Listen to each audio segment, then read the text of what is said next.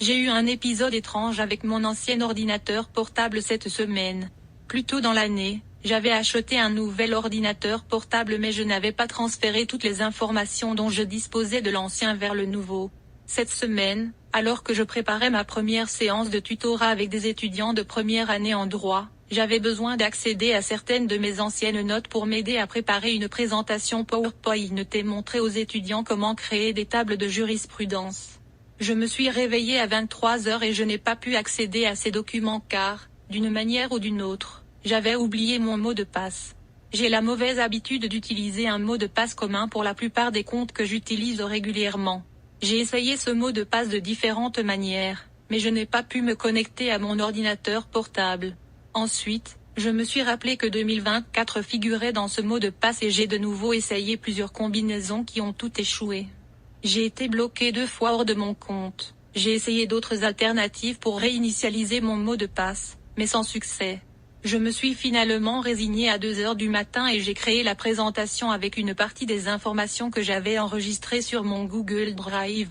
Cet épisode frustrant m'a laissé anxieuse car j'avais beaucoup d'informations sur mon ancien ordinateur portable que je devais encore récupérer.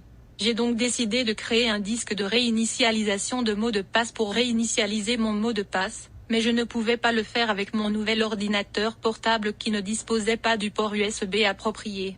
Le lendemain matin, je suis allé à l'école avec ma clé USB pour essayer de créer un disque de réinitialisation de mot de passe, mais je n'ai trouvé personne disposé à me prêter son ordinateur portable et je n'ai pas réussi à créer un disque de réinitialisation de mot de passe sur les ordinateurs administrés par l'école.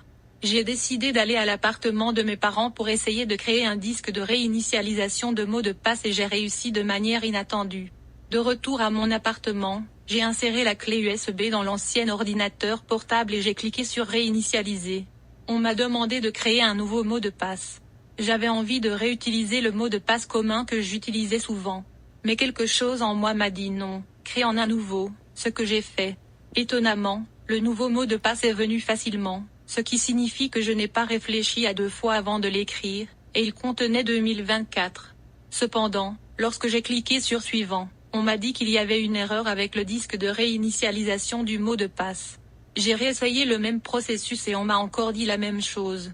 À ce stade, je me sentais perdu, mais quelque chose en moi m'a répété, pourquoi n'essayes-tu pas le nouveau mot de passe pour te connecter à l'ordinateur portable? Je me suis dit après tant d'échecs sur plusieurs combinaisons et avoir été bloqué 2 fois, mais j'ai quand même continué. Mes amis, ce qui s'est passé ensuite m'a époustouflé. J'ai essayé le nouveau mot de passe et voilà, cela a fonctionné. Oui, cela a fonctionné. Le nouveau mot de passe que je pensais avoir créé était le mot de passe dont j'avais besoin pour me connecter à mon ordinateur portable. J'ai été tellement choqué que j'ai pris mon téléphone pour écrire un SMS à quelqu'un qui avait essayé de m'aider plus tôt dans la journée. J'ai commencé le message comme ceci, « Crois-tu en Dieu ?» Puis, je me suis dit que peut-être que le message serait trop difficile à comprendre pour eux, alors j'ai fini par ne pas envoyer le message et j'ai commencé à chercher mes documents sur l'ordinateur portable. C'est à ce moment-là que j'ai entendu clairement dans mon esprit ces mots, « Une nouvelle saison arrive et tu ne peux pas y accéder avec les choses de l'ancienne. » Tout a cliqué dans ma tête à ce moment-là, et je me suis dit, Dieu a dû traverser tout cela pour m'enseigner cette leçon. Je savais que c'était Dieu parce que cela correspondait parfaitement aux nombreux messages que j'avais reçus cette année à propos d'oublier le passé et de me concentrer sur Dieu. Lorsque j'ai entendu le message dans mon esprit, j'ai compris que beaucoup de choses doivent changer dans ma façon de m'approcher de Dieu, de passer du temps avec lui et de demeurer dans sa parole. J'ai senti que la nouvelle saison sera dure mais que seuls ceux qui resteront ancrés en lui s'en sortiront.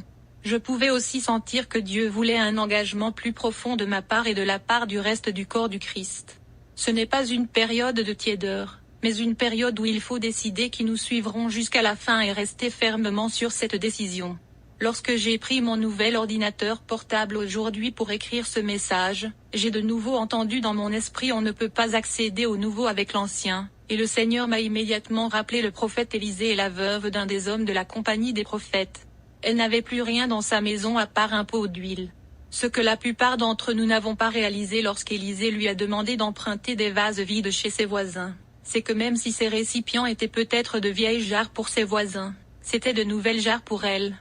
2 Rois 4, 1, 4. Dieu voulait faire quelque chose de nouveau avec elle. Il voulait augmenter sa réserve d'huile, mais elle ne pouvait pas accéder à cette réserve avec le vieux pot qu'elle avait. Comme le Seigneur l'a fait avec cette veuve, il veut amener beaucoup d'entre nous vers un lieu d'élargissement, d'expansion et de renouveau. Il veut nous amener dans une nouvelle saison, mais nous ne pouvons pas y accéder avec les choses du passé, les comportements et les relations du passé. Nous devons avoir le courage de laisser tomber les gens habitudes et faire confiance à Dieu pour la prochaine saison.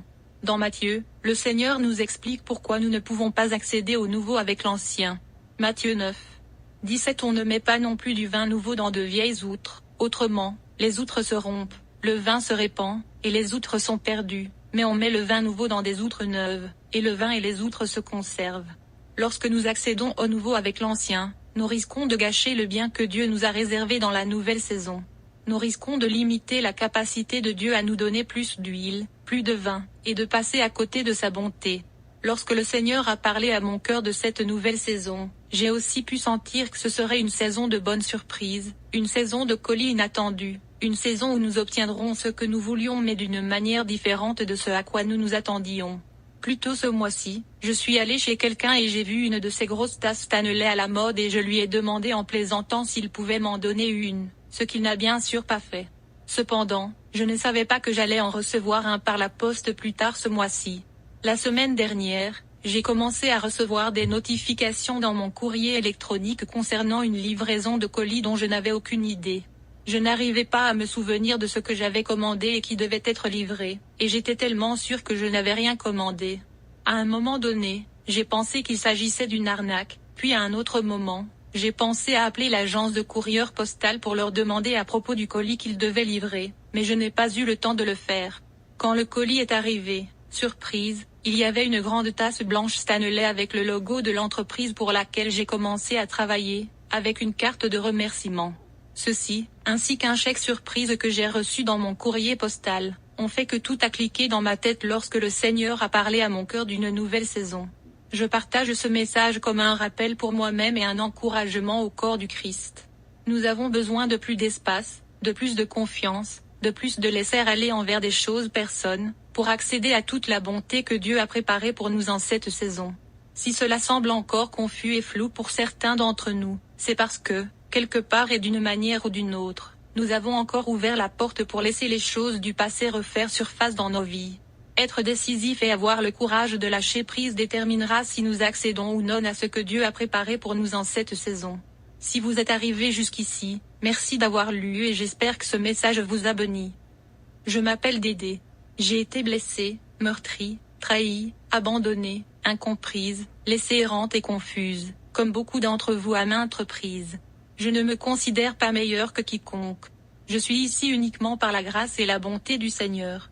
Parfois, je me demande comment rester debout, je ne vois pas le bout du tunnel, mais dans toutes ces choses, ce qui me maintient en vie, c'est un but, courir et accomplir ma mission auprès du corps du Christ, parce que j'ai fini par comprendre que tout ce que nous recevons de Dieu n'est pas seulement pour nous-mêmes, mais surtout pour l'édification et la construction du corps. C'est pour partager l'amour de Dieu et donner de l'espoir aux plus désespérés. Les gens nous voient à travers le prisme de nos défauts et de nos erreurs passées, de notre âge et de notre apparence physique, mais Dieu nous voit à travers le sang de son Fils. Il voit nos cœurs, il voit les moments de solitude et de douleur, et quand personne n'est là, il est là. C'est ainsi que vous savez que lorsque tout le monde partira, Dieu restera avec vous jusqu'à la fin du monde. Matthieu 28, 20 Et voici, je suis avec vous tous les jours, jusqu'à la fin du monde. Et Jean 14, 18-19 Je ne vous laisserai pas orphelin, je viendrai à vous. Encore un peu de temps, et le monde ne me verra plus. Mais vous, vous me verrez, car je vis, et vous vivrez aussi.